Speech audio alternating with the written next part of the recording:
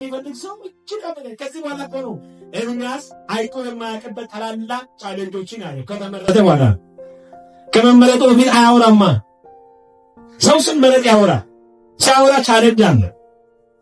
ከሙሴ በፊት ያስወጣው ነው። ሙሴ ካለፈ በኋላ ያስወጣው ነው። አሁን በምኑ ነው ያስወጣው? በመናገሩ ነው የምታው። አደገኛ ጥላቻ፣ አደገኛ ክስ የሚኖረን መቼ ነው? ከምርጫ በኋላ። ኤርምያስ በጣም ትልልቅ የጊዜው እስራት የወደቀበት በጣም ከባባድ ለቅሶ ሐዘን በሕይወቱ ያለፈበት መቼ ነው? ከምርጫ በኋላ። እግዚአብሔር አውቃለሁ ታገለግለን ዘንድ እፈልጋለሁ፣ ኢጣይም ባንደላቄ አልችልም አትበል፣ ወደ ቀንም ወደ ግራም አትበል ብሎ እግዚአብሔር በጣም ከባድ የሆነ ንግግር ኤርምያስ ከተናገረ በኋላ እሺ ካለ ትነቅላለህ ትገነባለህ ያለ ሰውዬው ታሰረ። እግዚአብሔር ትነቅላለህ ብሎ እንዴት ይታሰራል? እግዚአብሔር ታፈርሳለህ ብሎ ተናግሮት ግዞት ሊገባ ነው ማለት። ከዛስ እግዚአብሔር በግዞት ቤት ለኤርምያስ ድምፁን ይናገር ነበር። እግዚአብሔር አያችሁ በግዞት ቤት ውስጥ እንኳን ቢኖር ከዚህ እስር በኋላ በሱ ሊሰራ ያለው በደንብ አድርጎ ይናገር ነበር። ከዛ በኋላ ለኤርምያስ እንደሚያስወደ የዚህ የግዞት ቤት ወይም የእስር ቤት ያለውን ሕይወት እንደ ትልቅ ክሩሴድ ሜዳ ላይ እንዳገለግላል ያለ ሰው ነው የሚመስለኝ። ለዚህ ነው በአዲስ ኪዳንም ጳውሎስ ከብዙ አሳዳጅነት ከብዙ ክፉ አሰራር እግዚአብሔር አዲሱን በሕይወቱ ካመጣ በኋላ አጥፊነትን በመልካምነት ሲቀይረው አየው እግዚአብሔር ለካ መልካም አምላክ እንደሆነ ተገለጠለት። ከዚህ መገለጥ በኋላ የመጣለት ትልቅ ተጽዕኖ ከባድ ነው። ሕይወቱ ውጣ ውረዱ በዛበት። እግዚአብሔር ተናግሮ መታሰር ሆነበት። ወንጌል ሰብኮ መሰደብ ሆነበት። በሰላም ወጣበት መደረገብ ሆነበት። ሕይወቱ ላይ አደገኛ የሆኑ ቻሌንጆች አለፉ። ግን እግዚአብሔር ከእንደነዚህ ቻሌንጅ የሚያልፉ ሰዎች ጋር አብረዋል። የጠላትን ክስ የሚያሳፍር የእግዚአብሔር አብሮነት ከሕዝቡ ጋር አለ። ክብር ለስሙ ይሁን።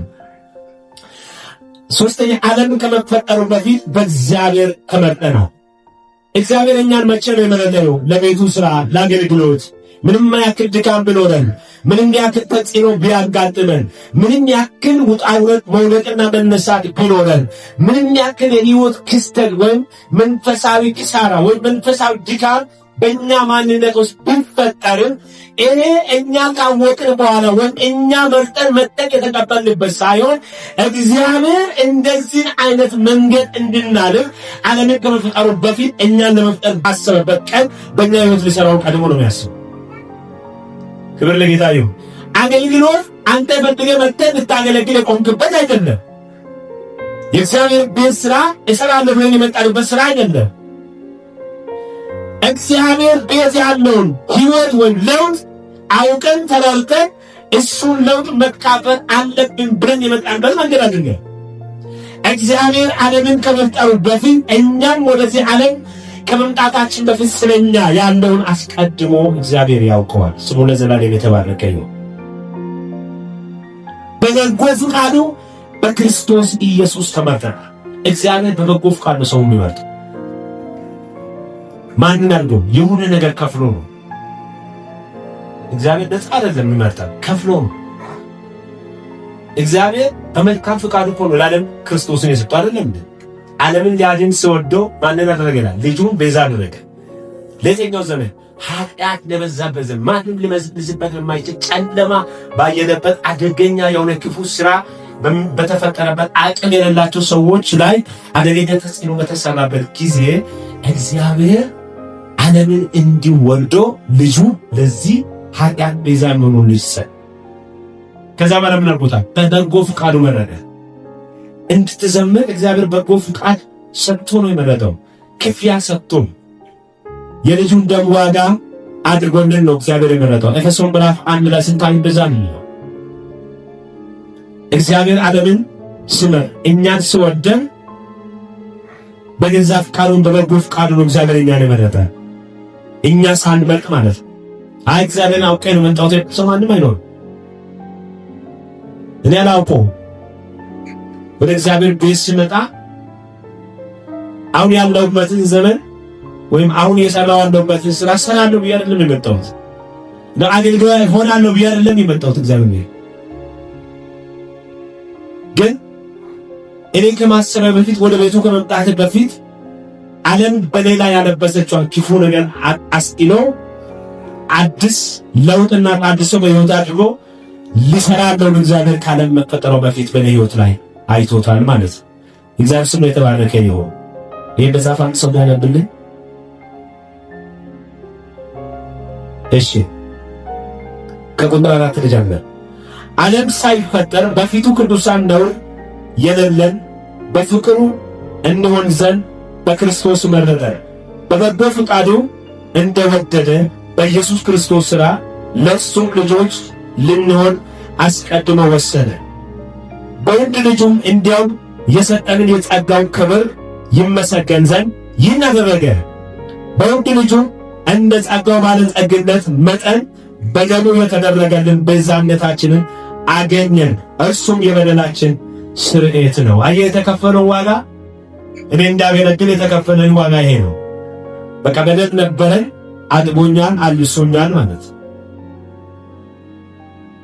ጠላት በጣም ያበላሸውን የሰው ልጅ ሕይወት እግዚአብሔር በጸጋው ክብር በፊቱ እንድንገኝ እግዚአብሔር ደግሞ ሲመርጠኝ በቁጣ አይደለም በፍቅሩ ነው።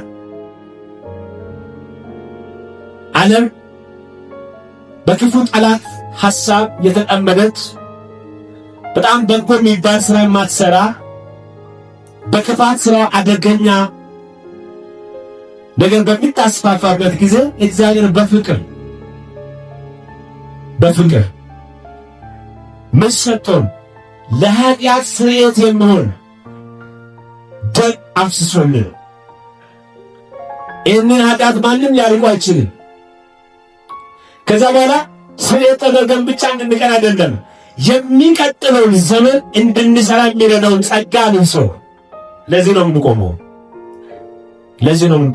ከዛስ መርጦን ዓለም ከመፈጠሩ በፊቱ በነበረን በዛ ክብር በዛው ጸጋ እግዚአብሔር እንድናገለግለው ለምወደው አገልግሎት በራሱ ፍቃድ መርጦን ስሙ ለዘላለም ይባል ታስፈልገኛለህ ብሎን ጠርቶን እንድናገለግል ሾሞናል ማለት። ስለዚህ እግዚአብሔር እኛን የመረጠበት አመራር በጣም አስገራሚ ነው።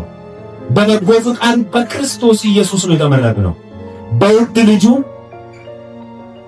የበደልን ስርየት አድርጎልን በቃ ተሰይሮልናል። አሁን በነፃነት እንድትንቀሳቀሱ የትኛውም ክስ የትኛውም ድካም ቢኖራችሁ የስርየት ዋጋ የተከፈላችሁ መሆናችሁ እንድታዩ እግዚአብሔር በልጁ በክርስቶስ ኢየሱስ ባለው ጸጋ መርጦናል። ይህ ጸጋ ለእኛ ሞገሳችን ነው። ይህ ጸጋ ለእኛ መነቃቃታችን ነው። በእግዚአብሔር ጸጋ ዙፋን ፊት ስትቀርቡ መታደስን ታገኛላችሁ፣ ለውጥ ታገኛላችሁ። የሰው ልጅ ሕይወት ለውጥ የሚገኘው ከእግዚአብሔር ጸጋ ዙፋን ስር በመቅረብ ነው። የምትችሉት በዛ መንፈስ ነው። ጠላት የሚያገኘን ክስተቱ በእግዚአብሔር ፊት መገኛችን የሚቋረጥበት ሕይወት ከሆነ በዛን ጊዜ እንሸነፋለን። በጣም ብዙ ድካሞችን ገላችን ላይ ይጫጫንብናል። አቅም እናጣለን። የሌላው ሰው ገዛ እንፈልጋለን። ጸልይልኝ የእግዚአብሔር ሰው ሌላው እግዚአብሔር ሰው እኛ እግዚአብሔር ሰው አይደለም። አጋም የተጫጫናባቸው ሰዎች በጣም ካማቸውን ልክ ለእግዚአብሔር ሰዎች ነው የሚናገሩት። በእግዚአብሔር መመረጣችሁ ልበሩ። ማንም አይነት ድካም ቢኖራችሁ ፊቱን ፈልጉ። እግዚአብሔር እድሳትን በሕይወታችሁ ያመጣል። የትኛው አይነት ዘመን ክፉ ቀን ቢኖራቸው ሌላኛው ቀን ከለውጥ ጋር ተያይዞ ወደ እናንተ እንደሚመጣ እመኑ። ለሳቀ በድካም ውስጥ ናችሁ ፈልጉ። አመመን ፈውስ እንዳለ ቃል በሉት። ራበን እንጠግብበት ቀን አለናችሁ ትናል። በህመም እነፍሳለን ቀን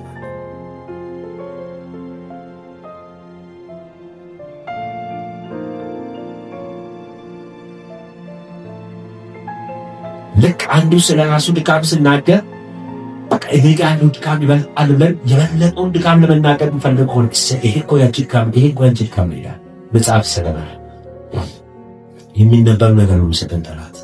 በጣም አበስተን ስለ ድካም እንድናወራ ሌላኛው ሰው ራብ አወርቶ የዛን ሰው ራብ መንገድ የሚለውጥ አንድ መንገድ እንዳለ መናገር ካቃተን ስለ ራቡ የሚበልጠን የራብ መንገድ እኛ ጋር እንዳለን ካወራ ነው ሰይጣን መስገር ነው የሚሰጠን።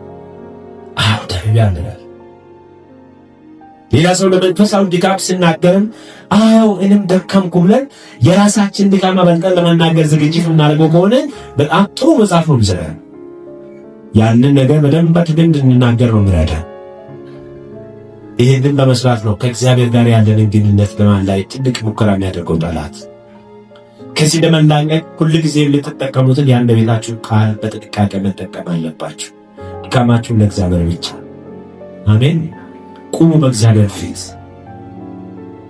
እግዚአብሔር ይለውጣል። እውነተኛ ታድሶ እግዚአብሔር ጋር አለ። እውነተኛ ስኬት እግዚአብሔር ጋር አለ። ዘመናችሁን አገልግላችሁ የሆነ ዘመን ስለደከማችሁ እግዚአብሔር ዳግም እንደማያችሁ እንዳይመስላችሁ። ቀን አልፋችሁ በጣም በበርታት ወደምትራመዱበት ምዕራፍ ትሻገራላችሁ። ይህንን እግዚአብሔር ይሰጠናል። አሜንና ይህን ቀን እግዚአብሔር በሕይወታችን ያመጣል። በጣም የተቸገርንበት ቀን ለሰው ሊታይ ይችላል፣ ለእናንተ አይታይ። እኔ ደስ የሚለኝ በሕይወቴ እግዚአብሔር ረዳኝ ከመንገዱ አንዱ በጣም ስለ እኔ ብዙ ችግር ሰው ሊናገር ይችላል። እኔ ብዙ ስለ እኔ ችግር ማውራት አልችልም። ደስ ይላል። ስለ እናንተ ችግር ሰው ያወራል፣ ስለ እናንተ ችግር እግዚአብሔር ብቻ። አዎ እኔ የተቸገርኩበትን እግዚአብሔር ከተናገርኩ ይበቃኛል። እግዚአብሔር ከሰማኝ ይበቃል። እግዚአብሔር አይሰማም የሚባል አማርኛ በሕይወታችሁ አይሰማም። ደከማችሁ፣ ሪዋችሁ፣ ታሟችሁ የሆነ ነገር በቀደም ዓርብ ዕለት በጣም የእግዚአብሔር ሰው ፓስተር ማሜ አንድ እኔም ያለፍኩበትን የሕይወት መንገድ እያለቀሰ ሲጸልይ መንፈስ ተሰባበረ። አያችሁ፣ በቃ እንደዚህ ሲሆን መንፈሳችሁ ዓርብ የጸለዩት ነው። ደስ አይልም? ጌታ ይባረክ። ሁሉም ሰው እንባ ያፈሰሰበት ዕለት ነው ያቀን። ደስ የሚል ሁሉም ረሰረሰ። በቃ የሆነ ነገር ነክቶታል። መንፈስ መጣ። ልክ እንደዛ በእግዚአብሔር ፊት መቅረብ ደስ ይላል። ከዚህ ውጪ ጉባኤ ፈጥሮ የሆነ ነገር ፈጥሮ ማውራት ከጀመርነው መዝገብ እናገኛለን። ከማን ጠላት የሚሰጠን መዝገብ አለ። ከዛ በኋላ ምን ያደርጋል? ለክስ ማታ የምንጸልይበትን አቅም የመከልከል በእግዚአብሔር ፊት የመባጠጥን እድል እንዳናገኝ መከልከል፣ ለሌላ ነገር ትኩረት እንድንሰጥና ከእግዚአብሔር ጋር ያለን ትኩረት መስረቅ፣ ሪሞት መቀየር፣ አቅጣጫ ማዛባት፣ በጣም ከባባድ ድካሞችን ጫና ማምጣት፣ ማድረግ፣ አፍን መዝጋት። ተሰምቷችሁ አይደል?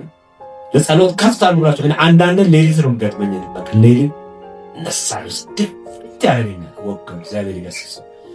ሁለት ገጥማችሁ ካላወቀ በቃ ጎበዝ ናችሁ። እኔን ይገጥመኛል ሌሊት ልክ በጌታ በኢየሱስ መልሶ ይነፈል እንደው አደገኛ እንቅልፍ ያመጣብኛል። ያን ሰዓት በጣም ለመመንጠስ መጣበብ እቺ ጊዜ እግዚአብሔር በትክክል እኛን የሚያገኝባት ሰዓት ስለሆነች ክብር ለኢየሱስ። ስለዚህ እንዲህ የተባጠጣችሁ እንዲህ የታገላችሁ በእናንተና በእግዚአብሔር መካከል ጥላቻ ቢፈጠር ጠላቱ ቢያመጣ እግዚአብሔር ልጄን አለብሰዋል። አሜን። ልጄን ምናልባት ይለውጠዋል ነው ምናልባት ነው እድሳት አመጣለታለሁ ታድሶ ይሆናል የሚል መልካም የሆነው ቃል እግዚአብሔር በሕይወታችን ያመጣል። ክብር ለጌታ ለኢየሱስ ክርስቶስ ነው።